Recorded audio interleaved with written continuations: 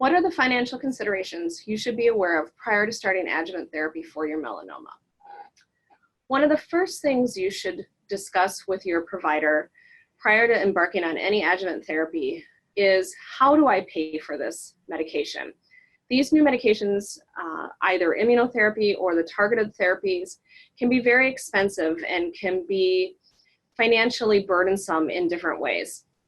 While immunotherapy is generally given in an outpatient treatment facility and is an IV infusion, this generally falls under major medical as far as insurance. However, many patients have copays for the infusion time, chair time, or any additional medications that you may need. One thing to do is to make sure that these have all been prior authorized with your insurance prior to your very first dose.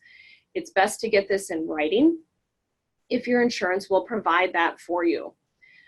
When considering on embarking on adjuvant BRAF/MEK inhibitor therapy, these are oral agents, and these generally fall under a different class of insurance, namely prescription drug coverage.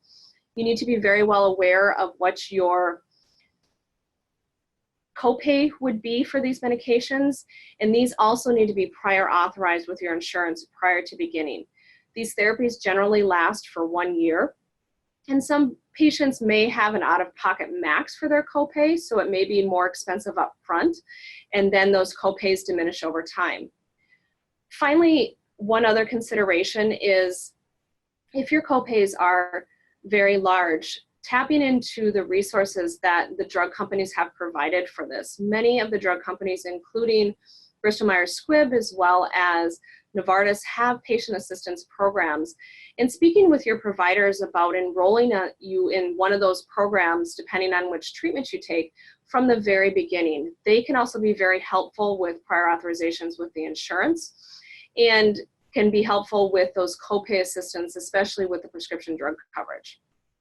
For patients who have federally funded insurance, one needs to remember that oftentimes that will exclude you from a direct copay assistance program from the drug company. However, many of the drug companies have access to private foundations that can be utilized in these cases to help with copay assistance.